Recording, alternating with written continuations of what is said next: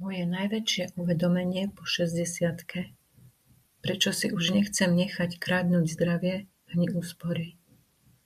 Dlho som si myslela, že môj najväčší nepriateľ na dôchodku bude inflácia. Že budem musieť strážiť každé euro, aby mi úspory vydržali.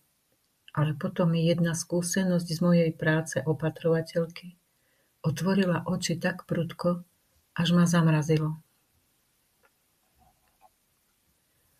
Uvedomila som si, že existuje niečo, čo dokáže naše celoživotné úspory pohltiť oveľa rýchlejšie, než akékoľvek zdražovanie v obchodoch.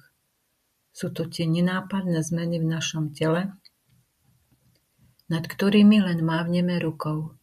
Vysoký cukor, tuhnúce kĺby, alebo tá zvláštna mentálna hmla.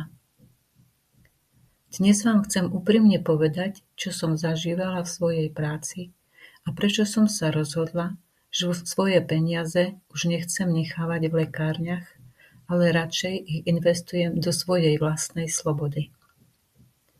Zanedbávala som svoje zdravie a nedbala na to, že môžem na tom byť tak zle, ako ľudia, o ktorých som sa starala.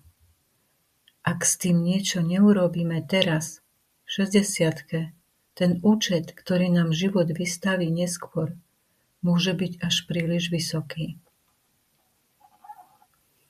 Často sa pristihnem pri tom, ako premýšľam o budúcnosti a o tom, či budem mať dosť sily a prostriedkov na to, aby som si ten dôchodok naozaj užila.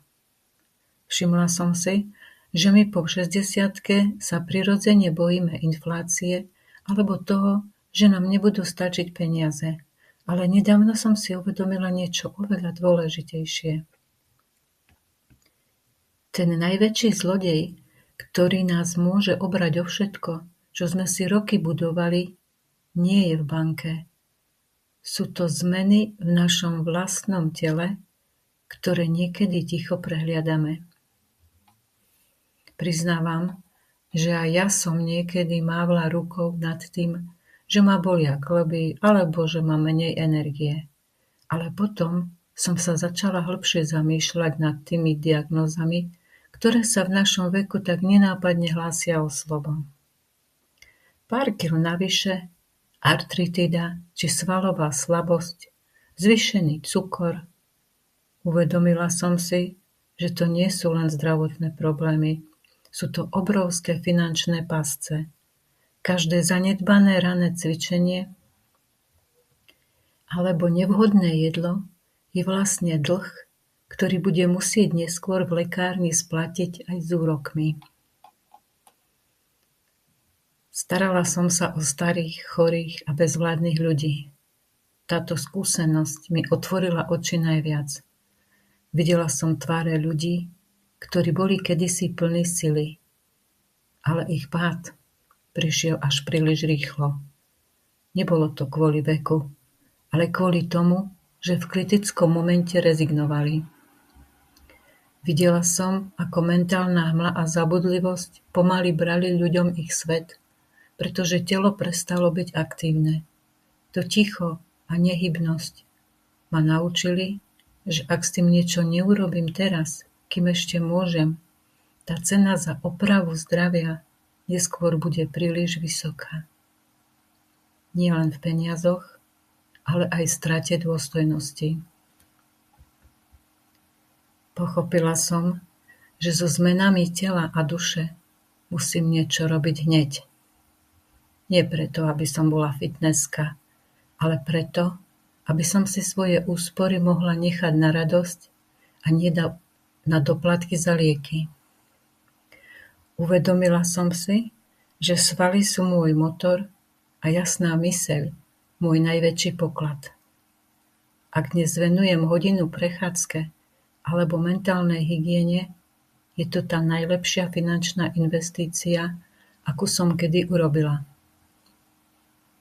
Dnes sa na to nepozerám ako na povinnosť, ale ako na ochranu mojej slobody. Chcem žiť tak, aby som o 10, možno 15 rokov nemusela ľutovať, že som v 60-ke niečo zanedbala. Možno to vnímate podobne. Čo myslíte? Nie je čas začať si viac chrániť to najcennejšie, čo máme, aby sme si ten zaslúžený pokoj naozaj vychutnali? Dnes sa na každú rannú prechádzku alebo pohár čistej vody nepozerám ako na povinnosť, ale ako na ochranu svojej vlastnej slobody. Robím to preto, aby moje úspory slúžili na radosť, na výlety, na spoločné chvíle s mojimi blízkymi. Verím, že nikdy nie je neskoro začať si viac chrániť to najcennejšie, čo máme. Niekedy stačí naozaj malý krok, jedno rozhodnutie, že si dnes vyberieme seba a svoje zdravie. A tak sa chcem dnes opýtať aj vás. Cítite to podobne? Máte aj vy vo svojom okolí alebo rodine skúsenosť s tým, ako veľmi dokáže zdravie ovplyvniť našu pohodu a slobodu na dôchodku? Budem veľmi vďačná, ak mi napíšete svoje myšlienky do komentárov. Ak hľadáte priestor, kde sa o živote po 60-ke hovorí úprimne, budem veľmi rada, ak sa pridáte k našej komunite a stanete sa odberateľom tohto kanála. Spoločne môžeme hľadať cestu, ako si tieto roky užiť v zdraví a pokoji. Ďakujem vám, že ste tu dnes boli so mnou. Opatrujte sa a dovidenia pri ďalšej úvahe o živote.